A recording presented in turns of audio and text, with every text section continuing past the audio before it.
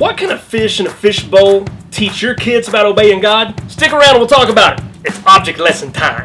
Let's go. NonStop.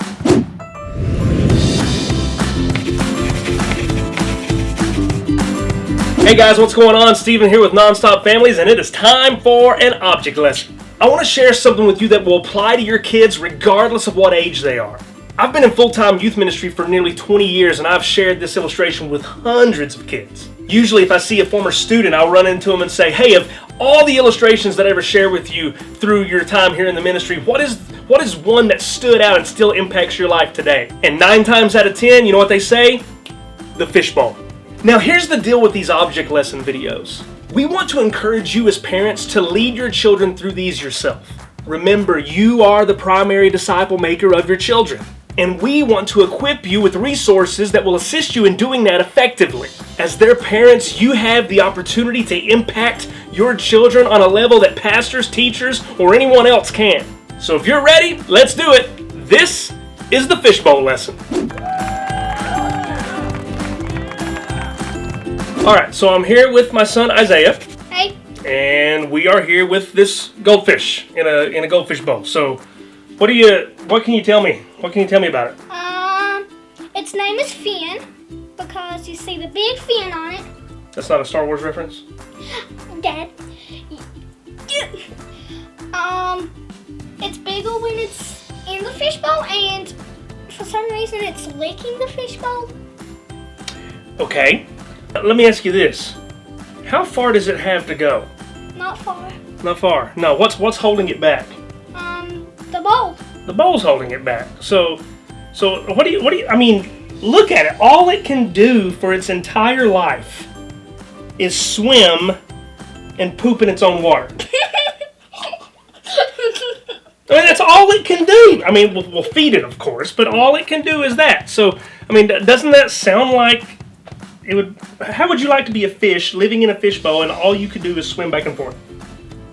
I would be very bored. Would you be bored? Yes. I think I would too. Poor fish. Its entire life is back and forth, back and forth. Only if it has a plasma TV inside. Its entire life is back and forth, and that's all it can do. So I think it deserves a better life than this. I think the bowl is unfair, and it should be free to live however it wants to live. Well, if it lives however it wants to live, it could end up in a shark's belly. No one should be able to hold him back. No one should be able to tell him how he can live his life. No one should have to say that you only get to live inside of this fishbowl. I think he should be free to make his own decisions, don't you?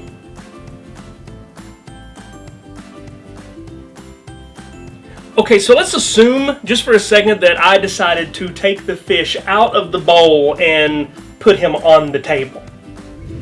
By the way, I'm not really going to do that, nor do I recommend ever doing that.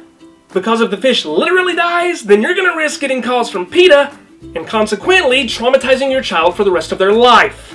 So for that reason, I'm going to use a fake fish. Let's get back to it. So the fish is out of the water now. You see him? Doesn't he look alive? Just go with me. I know it's a fake fish. Just go with me, all right? So the fish is out on the table. You see him? Yeah. All right, good. He's got no one to tell him what to do anymore. He can make his own decisions. He's free. He's happy. Look, he's dancing with joy. Be free. You're your own fish. Live however you want to live. No one can tell you what to do anymore. You're no longer held captive by the walls that surround you. Oh look, he stopped dancing. I guess all that freedom makes you tired. He's breathing though. You think he's okay? No, actually I don't think he's okay.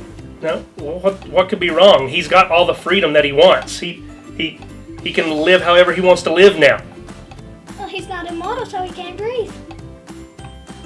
So what do you think we should do? Put him back in the bowl. But he won't be able to dance. You're going to take that freedom to dance away from this fish? There's a difference between dancing and dying. Well, now he's not moving. Because he killed him. I didn't kill him. He's still alive. So what should we do? Put him back in his bowl. Why? Because he needs water to live. So he needs this if he's going to live the way he's supposed to live. Yes. All right. So we'll try this. At this point, you take the fish, take him back, plop him back in the bowl. I'm not going to do that because there's a real fish in here. So this illustration on this part is done. So now we can go back to the bowl.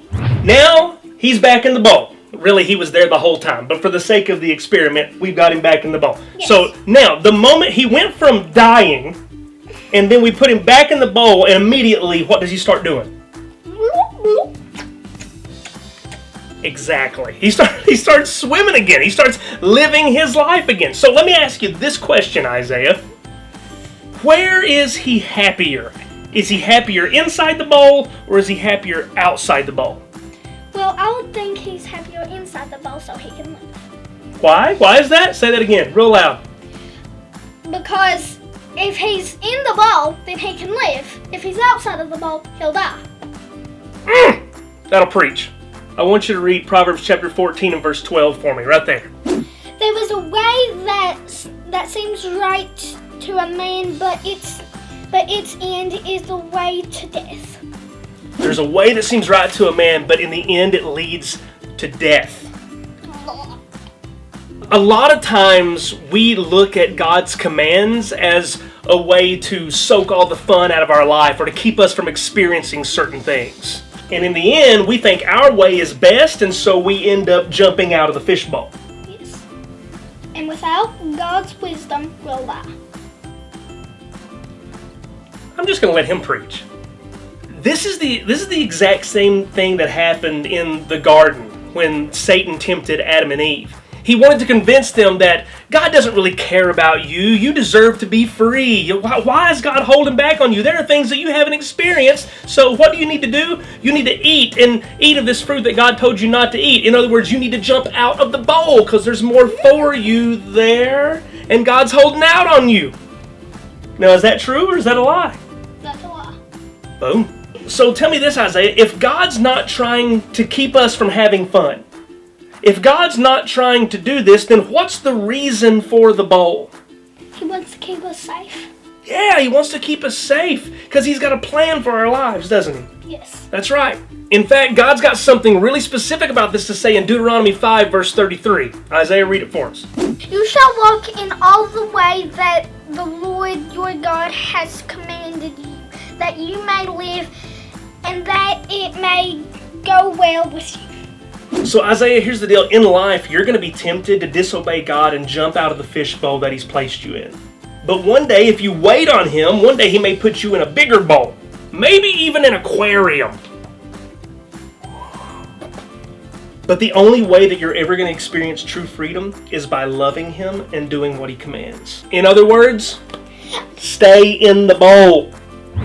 Hey guys, if this video was helpful to you, let us know in the comment section below. Like this video. Share it with your friends. Also, if you have ideas for other object lessons, message them to us. We want to continue to provide awesome resources to encourage family discipleship. So until next time, go NonStop.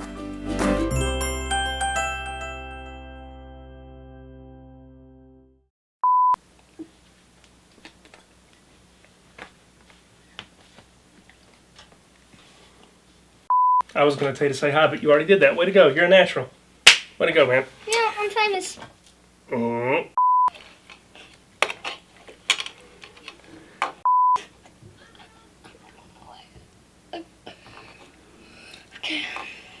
It's your life. Make your own...